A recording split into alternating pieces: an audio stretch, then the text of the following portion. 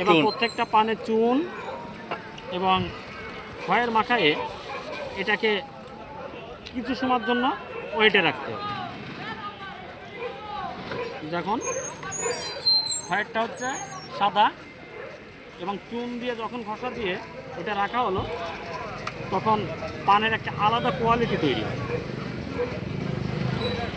হ্যাঁ, এবার প্রত্যেকটা পানে এভাবে চুন দিয়ে তুমি এবার একটু ইউজ করে আমি টোটালটা করে নিই। এবার খয়ের ও বাতাসের সমন্বয়ে প্রত্যেকটা সাদা পানের যে খয়ের লাগানো হয়েছিল, সাদা খয়ের টোটালটা আস্তে আস্তে কিন্তু লাল হয়ে যাবে। এই যে খয়েরটা, এটা একটা গাছের কষ, এটাকে সুন্দর করে প্রস্তুত করতে হয়। বিভিন্ন মানুষের শরীরের জন্য উপকারী মেডিসিন দিয়ে এটাকে প্রস্তুত করা হয়। এরপরে যে যেমন খায় সে অনুপাতে জর্দা, যেমন সুরভি, কানপুর,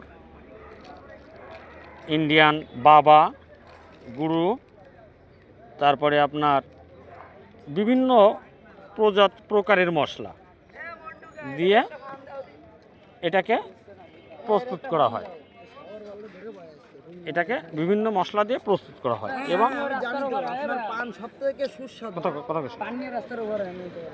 ধর ভিডিওটা সুন্দর করে কর ধর।